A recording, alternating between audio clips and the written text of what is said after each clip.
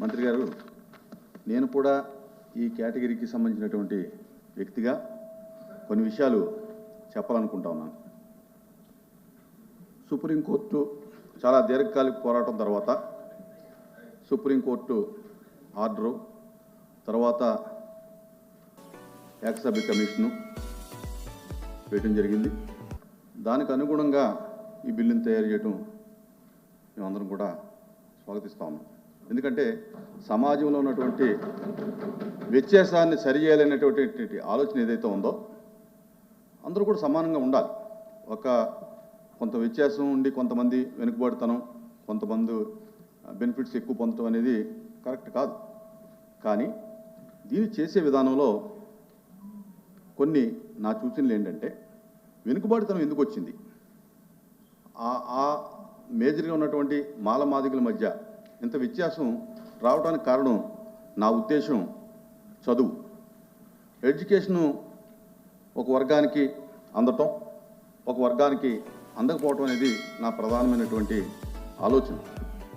ఇదే బిల్లులో కేవలం రిజర్వేషన్ చేయటం వల్ల, ఏదో వాటా పంచటం వల్ల ఆ కులాల్లో ఆర్థికంగాను సామాజికంగా వెసులుబాటు వస్తుందని చెప్పి అనుకుంటే అది కరెక్ట్ కాదేమో.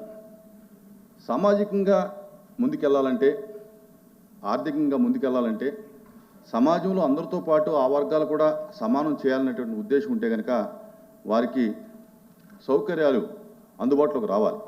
ముఖ్యంగా చదువు అందుబాటులోకి రావాలి. అలాగే సౌకర్యాలు వారి జీవన విధానంలో మార్పు రావడానికి ప్రభుత్వాలు కృషి చేయాలి. నా సూచన ఏంటంటే, ఈ బిల్లులోనే ఎస్సీలకు సంబంధించి మీరు ఏదైతే ముందుకు తీసుకురావాలన్న మాదిగలు కానీ, లేకపోతే ఈ రోజున మాకు ఏదో క్లాసిఫికేషన్కి వ్యతిరేకం అని చెప్పేటటువంటి మాల కులాలు కానీ, వారికి ప్రత్యేకమైనటువంటి చదువు మీరు ఏదైనా చేస్తే బాగుండేది. కేవలం రిజర్వేషన్ చేసి చదువు లేకోకుండా వారికి వాటా పంచటం వల్ల దానికి సంబంధించి వారు నిజంగా ఈ రోజున ఏదైతే ప్రయోజనం చేయాలనుకున్నారో అసలు చదువుకున్న వాళ్ళు లేకపోతే మీరు ఇచ్చేటటువంటి బెనిఫిట్కి అర్థం లేదు.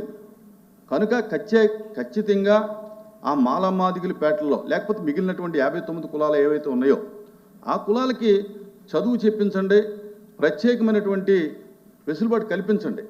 గతంలో కూడా ఈ దేశంలో ఉన్నటువంటి ఈ యొక్క ఎస్సీ ఎస్టీలకు సంబంధించినటువంటి విధానంలో శ్రీమతి ఇందిరాగాంధీ మాజీ ప్రధాని గారు ప్రత్యేకమైనటువంటి చట్టాలు తీసుకొచ్చి ఈ రోజున సమాజంలో ఈ మాత్రమైనా ముందుకు వెళ్ళగలిగారంటే కనుక ఆనాడు ఇందిరాగాంధీ గారు చేసినటువంటి చట్టాలు, ప్రత్యేకమైనటువంటి చట్టాలు తీసుకొచ్చి వారికి చదువులో కానీ, లేకపోతే బ్యాంకు రుణాల్లో కానీ, లేకపోతే ఎమ్యూనిటీస్లో కానీ, లేదా ప్రత్యేకంగా ఇల్లు కానీ, వ్యవసాయ భూములు పంచడంలో కానీ అందరికంటే కూడా మరి ప్రత్యేకంగా కొన్ని చట్టాలు చేసి ఇందిరాగాంధీ గారు ముందుకు తీసుకురావడం జరిగింది.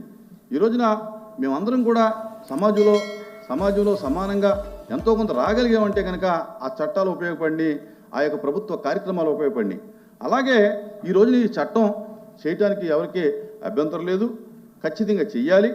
కానీ మీరు పంచేటటువంటి ఈ రిజర్వేషన్ కానీ, ఈ యొక్క వాటా కానీ పొందాలంటే కనుక ఆ వర్గాలకి చదువు, సమాజంలో కలిసేటటువంటి ఒక వెసులుబాటు కల్పిస్తే బాగుండును అని చెప్పి నా అభిప్రాయం. అలాగే ఇక్కడ కేటగిరీ 1, 2, 3 కింద పెట్టారు. ఈ 3లో వచ్చేటప్పటికి ఈ 35 మాల అయ్యవార్లు నోటు పెట్టారు. నాకు చాలామంది ఫోన్ చేసి అడగటం జరిగింది. ఈ యొక్క మాల అయ్యవార్లు అనేది దీంట్లో కలపటం వల్ల మాలల యొక్క బెనిఫిట్ అనేది కొంత దెబ్బతింటుంది.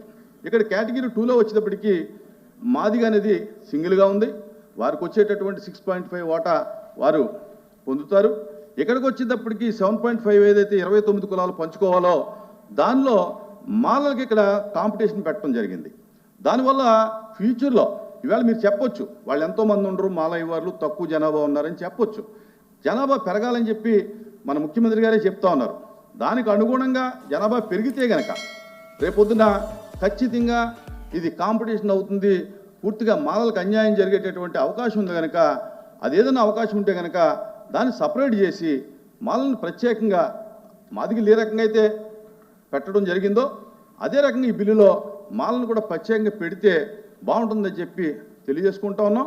అలాగే వారికి సంబంధించినటువంటి చదువు విషయంలో కూడా ఈ ప్రభుత్వం ఈ యొక్క చట్టంలో కానీ దీనికి సంబంధించి మరి వచ్చే మీరు ఎప్పుడు చేయదలుచుకున్నారు మీ ప్రభుత్వం ఆలోచించి వారికి ఏ విధమైనటువంటి వెసులుబాటు కల్పిస్తూ ఉన్నారో చదువు కల్పిస్తూ ఉన్నారో మీరు ఇచ్చినటువంటి ఈ రిజర్వేషన్ కేటగిరీస్ని ఏ రకంగా వాళ్ళ పొందటానికి అవకాశం ఉందో ఆ రకంగా కూడా ప్రయత్నం చేయాలని చెప్పి తెలియజేసుకుంటూ ఈ యొక్క బిల్లుని మరి సభ ఆమోదించవలసిందిగా కోరుతాం.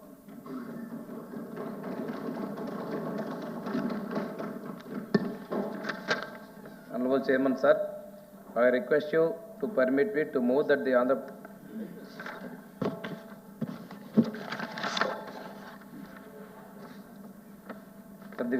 Pradesh Scheduled Caste Bill 2025 be passed. మేము అడిగిందని మీరు ఏమైనా చెప్తారా? సరే చైర్మన్ గారు మీరు చెప్పినటువంటి అభిప్రాయాల ప్రకారం ఇది సుప్రీంకోర్టు జడ్జిమెంట్ ఆధారంగా వన్ మ్యాన్ కమిషన్ ప్రకారం మనం ముందుగా తీసుకోవడం జరిగింది. సభ్యులు మాట్లాడిన సూచన ప్రకారం ఏదైతే ఈ జీవో మీరు చెప్పిన దానిది క్యాస్ట్ గురించి 35వ సీరియల్ నంబర్లో ఉన్నటువంటి మాలా అయ్యవార్లు ఇది గవర్నమెంట్ ఆఫ్ ఇండియా ఏదైతే షెడ్యూల్ కులాలు షెడ్యూల్ ట్రైబుల్కి సంబంధించి మనకు నిర్దేశించేటువంటి చట్టంలో ఉన్నటువంటి జీవోతో స్పెసిఫిక్గా అది మెన్షన్ చేయడం జరిగింది.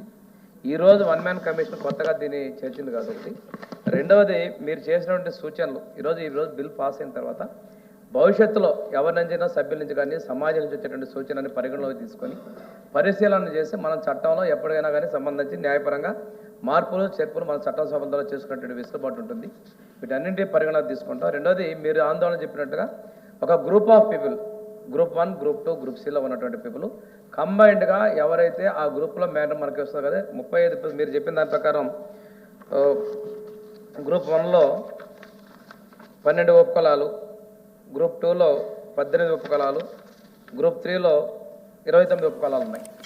ఈ కులాల్లో కూడా మనం సబ్ క్లాసిఫికేషన్కి వచ్చినప్పుడు గ్రూప్ 1, 2, 3 దాకా తీసుకుంటాం. కానీ మళ్ళీ దీనిలోకి వచ్చేసి ఒక్కొక్క ఉపకులం ద్వారా మనం రిజర్వేషన్ అనేది లేదు. ఆ గ్రూప్ కింద ఉంది, కేటగిరీ కింద ఉంది. మీరు మెన్షన్ చేసినటువంటి మాలా అయ్యేవాళ్ళు ఒక కులం కింద ఒక సామాజిక వర్గం చూపించారు. దానికి కూడా వన్ మ్యాన్ కమిషన్ రిపోర్ట్లో కూడా పేజ్ నెంబర్ 77లో చాలా స్పష్టంగా కూడా మెన్షన్ చేశారు. వీళ్ళందరూ కూడాను కొన్ని ప్రాంతాల్లో ఉన్నారు, వీళ్ళ ఆచార వ్యవహారాలు కూడా దగ్గరలో ఉన్నాయి, పెళ్లిళ్ళు కూడా చేసుకుంటున్నటువంటి పరిస్థితులు ఉన్నందువల్ల ఇది ఈ రెండింటిని ఒక సమూహంలో చేర్చినటువంటి రిపోర్ట్ కూడా page number 77 one man commission కూడా మెన్షన్ చేయడం జరిగింది. కాకుండా మీరు చెప్పిన విధంగా ఒక వర్గం ఇదిలో ఉన్నటువంటి 29 కులాలు కూడా సమాన అవకాశాలు ఉన్నాయి. మెరిట్లో ఉన్నటువంటి దానికి మనకు వస్తుంది. కాబట్టి ఏ ఒక్క వర్గానికి ఈ వర్గీకరణలో ఈ 2 కులాలు ఒక దానికి చూపించినందువల్ల ఉపకులాలు మనకు ఎటువంటి ఇబ్బంది ఉండకపోవచ్చు అనేది మన అభిప్రాయం. సార్